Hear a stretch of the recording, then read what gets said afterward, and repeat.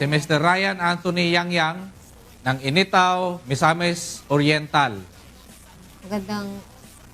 Magandang hapon. Magandang hapon po. Magandang hapon, ma'am. Ayan, Sa malayo. sumbong niya Galing sa po, magandang hapon. Yes. Then, ako serious about sa motor na nakarnap nung last year lang. Then, gusto ko sanang, kaya lumapit ako dito para mapadali yung sir ba, yung pag-iimbestiga. Kasi magwa 1 year na wala pa rin sir. Natatagalan siya, ma'am. Oo, Natatagalan siya. tanong ko lang, Kuya Ryan, doon ba, Yes, ma'am. anong opisina ka lumapit or nagreklamo, nilapit mo yung problema na yan? Pagreklamo ko ma'am, mga bandang 1 ata yung nawala kasi may hawak ako sa TV noon. Kasi nag-leave ako ng isang araw para lang makakuha ako ng STB. Then, lumapit ako sa police, mga 5 ata kapin yan. 5 or 6 na. Kasi hinintay kong maka-out ako galing sa trabaho. Kailan to, Kuya? Mga 5 na ma'am, PM. Kailan again? Di ba last year? Di ba, ma'am, sabi yan last year? Last year niyo po yan na ilapit sa police, tama po? Okay, ma'am. Oo. Last year po. Ulitin po namin, anong buwan po? November yan ma'am. Ayun, November. Ang November, malapit na mag 20. isang taon. Oo nga, malapit na mag-isang Malapit. taon. Anong opisina po ba kayo lumapit? Sa police station ng Initaw. Oh, Initaw police sir. station, Ah. sir. Nakapunta ka na pala doon sa Initaw Police Station. Anong sabi ng ng investigador natin doon? May mga hiningi ba siya na mga dokumento?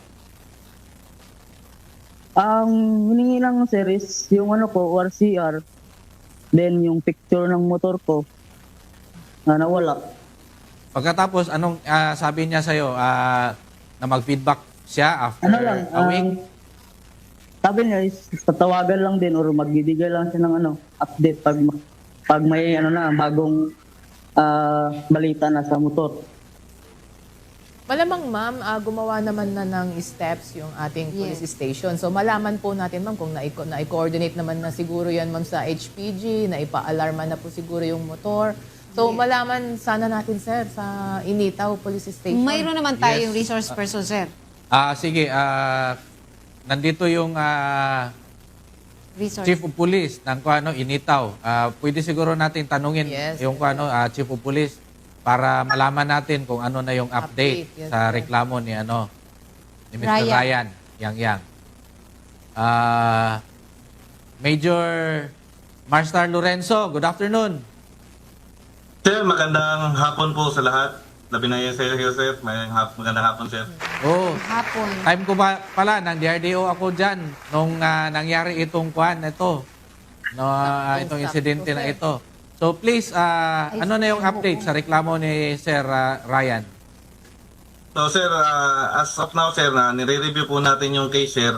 And ang atong gawin po talaga ngayon, Sir, is i-review po natin bago po kasi tayong hepe po dani, Sir. Hindi natin panahon yung naitabo, Sir. Kung i-review po yung case, Sir, para mabigyan po ng solusyon yung problema ni Sir Ryan, Sir.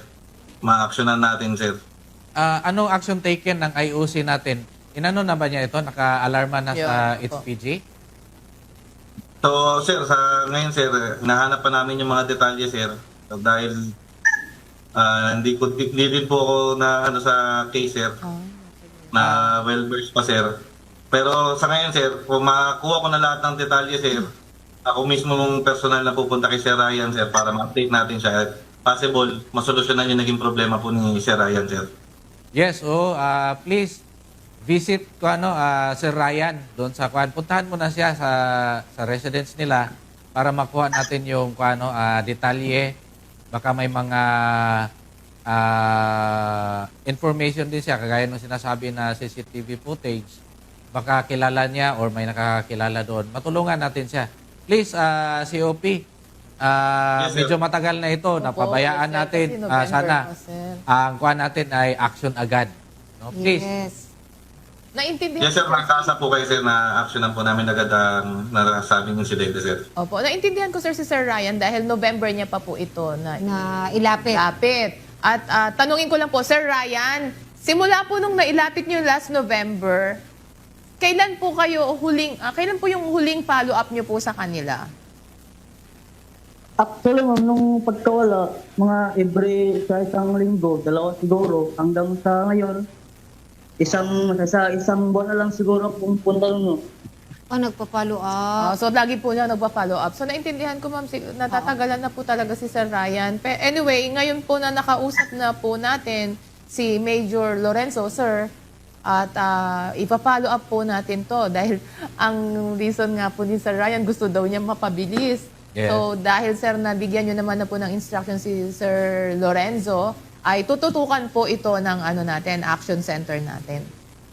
Yes, aasahan po natin na Major Lorenzo na pinakamatagal na yung Lunes, no, na mag-communicate ka or mabisitahan mo si doon sa residence niya para maasikaso ito at hopefully ma-recover natin yung motorsiklo or update, makapag-file tayo ng kaso doon sa suspect. Yes sir, actually sir, nag-initial na po kaming usap sa True Phone sir. Nire-ready ko lang po sir yung mga documents sir para malaman ko po yung bibigay kong update sa kanya personally sir. Salamat. Baka may panawagan po si Sir Ryan sa mga nakakita sa insidente or kung sino-sino yung may mga nakakaalam para matulungan po natin ang pulis na mapabilis yung pagkandak ng investigation sa nangyaring pagnakaw ng kanyang motorsiklo. Yes. So, sa mga nakakalam dyan sa motor ko, kung sino yung kumuha, is magbigay alam na lang sa sir, sa police station na malapit sa kanila para naman mapadali yung sir, yung investiga. Yun lang sir. Maraming salamat po Sir Ryan sa pagtiwala sa inyong kapulisan, lalong-lalo na dito sa programa natin. Sana wag po kayong magsawa na magtiwala sa inyong kapulisan dahil kami po lalong-lalo na yung sa sa pamumuno ng ating acting chief ay gusto natin action agad sa lahat ng mga sumbong at hinanaing ng taong bayan. Maraming salamat sa sumbong niya akong agad. Then sa PNP chief sa Anita, maraming salamat sir. Sa staff ni John sir, maraming salamat. Sa kay COP, maraming salamat sa pagsagot. Muli, sa Lunes, kailangan may update na tayo dyan. So may part 2, sir. May part 2 tayo dito. May part 2 agad tayo sa Monday. Yes. So, wag po natin kalimutan sa ating Chief of Police as a resource person, please provide the Sumbong Nyo Action Agad program with your action videos, photos, and the result of your investigation. Hindi na sumagot siya. Yes ma'am, kopya po ma'am. Ayun. Narinig ko yung